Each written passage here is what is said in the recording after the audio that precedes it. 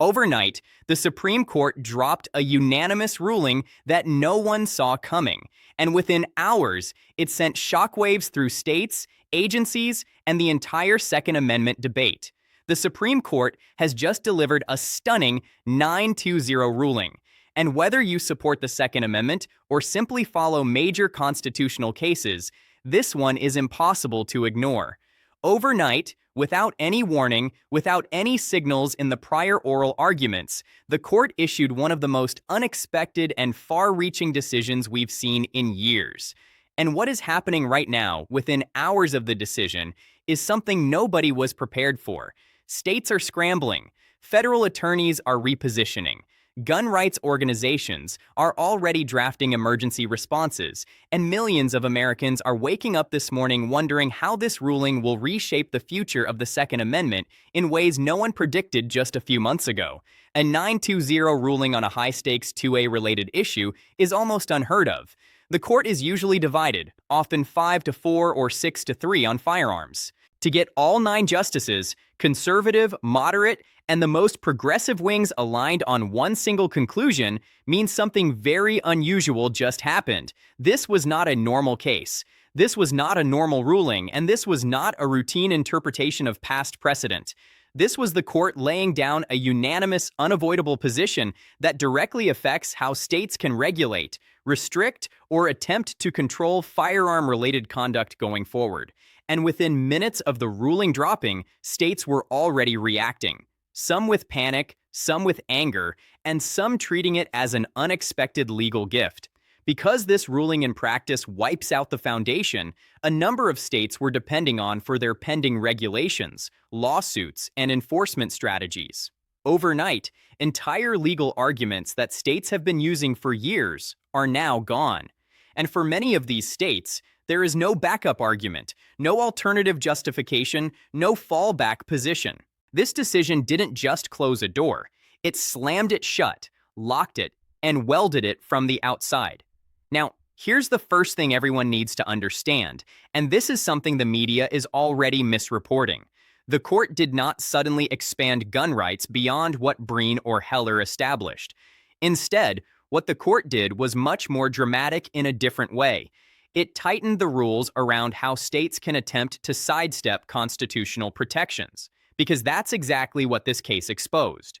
States quietly building loopholes, workarounds, or indirect restrictions designed to function like gun bans while not technically being labeled as gun bans. This ruling effectively says you cannot disguise restrictions, you cannot reabel them, you cannot transfer them from one agency to another. If the effect is unconstitutional, the mechanism doesn't matter.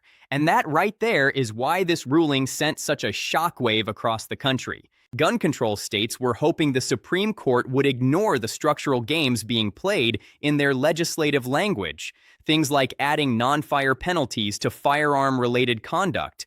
Things like shifting enforcement from police to administrative boards to avoid constitutional scrutiny. Things like redefining possession as public risk behavior to claim they were regulating conduct instead of firearms. But the court saw through it unanimously. The next piece of this that people need to understand is how this ruling immediately affects ongoing litigation across the country. Multiple lawsuits are in active stages over assault weapon bans, magazine bans, tax-based restrictions, purchase permits, carry restrictions, and exotic new enforcement mechanisms created by blue states trying to insulate their laws from brewing. This ruling gives gun rights plaintiffs an entirely new weapon in their legal arsenal, something they have never had before. A unanimous statement from the court that indirect restrictions are treated the same as direct ones. When the court said that the Constitution cannot be avoided by administrative structuring, they basically destroyed the primary strategy gun control states have been using since 2022: regulatory routing, moving enforcement away from law enforcement agencies and into licensing boards, advisory commissions, or liability-based penalties. All of that is now constitutionally irrelevant.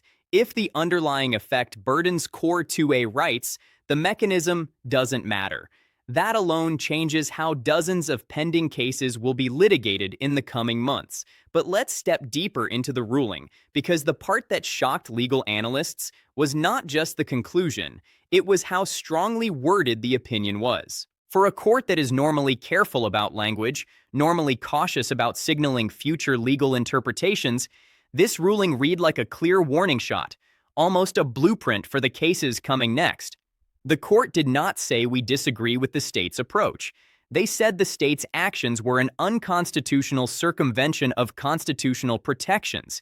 That phrase is going to appear in lawsuits nationwide. The opinion also stated that no branch of government, federal or state, is allowed to restructure enforcement in a manner designed to escape constitutional review. This is the first time the Supreme Court has used wording this explicit in a modern 2A context, and it signals very clearly that the court is watching states that attempt to engineer around the Second Amendment instead of confronting it. Honestly, the ripple effect is enormous because now states like California, New York, Illinois, New Jersey, and Maryland, states that rely heavily on complex regulatory frameworks instead of straightforward bans, are going to face immediate challenges. Their attorneys general are already in emergency meetings this morning. They know what's coming. Their entire legal justification for dozens of firearm-related statutes was based on exploiting the gray areas around enforcement structure, not the substance of the restriction itself. Those gray areas are gone. The federal government, meanwhile, is in a different position. While this case does not directly attack federal agencies, it does indirectly challenge one of their favorite tools, administrative delegation. Agencies like ATF have depended heavily on being able to shift interpretations, redefine categories, and create indirect penalties through regulatory definitions rather than explicit congressional lawmaking. While this decision does not overturn any specific ATF rule, it signals very bluntly that the court is prepared to treat indirect restrictions as constitutionally equivalent to direct ones. That should worry federal agencies, especially given how many lawsuits the ATF is already facing over frames and receivers, pistol braces, private sales rules, and NFA-based administrative interpretations. Because here is the larger takeaway of the ruling. If a state or federal agency creates a system where the effect is the same as a gun ban, but the structure is designed to hide that fact, it's now unconstitutional.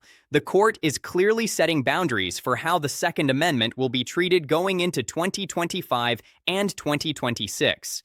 They are laying down a legal architecture that will influence the next decade of 2A cases, and they are doing it unanimously. But the most shocking part of this ruling may not be what they decided, it's what they hinted at. In multiple paragraphs, the court referenced the need for consistent historical grounding and warned against modern constructs designed to bypass constitutional limitations. These phrases echo Bruin, but they go a step further. They suggest the court is preparing to expand the historical test requirement deeper into enforcement mechanisms, not just into the law itself. That means this ruling is not the final blow. It's the opening shot for what the court is going to do next. Now, let's talk about the immediate fallout happening across the country. The ruling has created a domino effect. Gun rights organizations are already filing emergency motions citing the new opinion. States are being pressured to freeze enforcement of certain regulations until they can determine whether their enforcement structures will survive scrutiny. County sheriffs in multiple states are publicly stating they will not enforce rules that now appear constitutionally vulnerable. For example, in states with permit-o-purchase laws, officials are questioning whether denying permits through administrative discretion rather than explicit statute will now violate the ruling. In states with complex carry restriction maps, officials are reviewing whether their zoning-based permit systems constitute indirect infringements. And in states with aggressive licensing boards, legal analysts are warning that discretionary penalties or administrative risk classifications may now be unconstitutional. This is the first time in years that a single ruling has triggered this much uncertainty this quickly. Meanwhile, in the political arena, the reaction has been equally intense. Some lawmakers are calling for emergency legislative sessions to rewrite statutes. Others are warning that the ruling may be used to dismantle long-standing regulatory mechanisms, and gun control activists are expressing alarm that their workaround strategies may have been eliminated entirely. On the other side, gun rights advocates see this as a once-in-a-generation victory. They believe the unanimous vote, especially the inclusion of the court's 3 liberal justices, signals that the court is no longer willing to tolerate creative regulatory circumvention. They believe this ruling gives them a clear path to challenge a broad range of laws previously considered untouchable. And they're probably right. But here's where things get even more intense. Multiple major 2A cases are already headed for the Supreme Court. They were expected to be decided next term. But now, analysts are wondering whether this new ruling will accelerate some of those cases or even influence how the court chooses which ones to hear. Because if the court just sent a nationwide message unanimously about the limits of indirect firearm regulation, then the cases coming next are the ones dealing with direct regulation, assault weapon bans, magazine bans, age-based restrictions, purchase permit requirements, and discretionary carry limitations. This ruling sets the tone for all of them. The court is making it clear that they are focused on constitutional structure, not just statutory language. And that is why what happens next truly will change everything. States cannot simply rewrite wording, rename enforcement boards, or create new safety classifications and expect the court to ignore the manipulations. For the first time in decades, there is a bright line. The Second Amendment cannot be eroded by structural design. The next 12 months are going to redefine the national landscape of firearm law. This ruling is the flashpoint, the first domino, the case that will be cited in countless lawsuits across the country, and it will force states, federal agencies, attorneys, and judges to confront the Second Amendment honestly without the legal smoke and mirrors that have dominated the debate for years.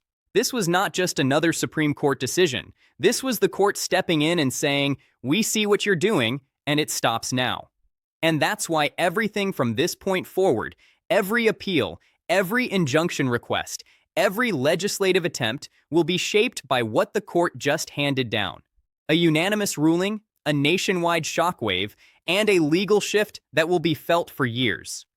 Overnight, the Supreme Court dropped a unanimous ruling that no one saw coming, and within hours, it sent shockwaves through states, agencies, and the entire Second Amendment debate.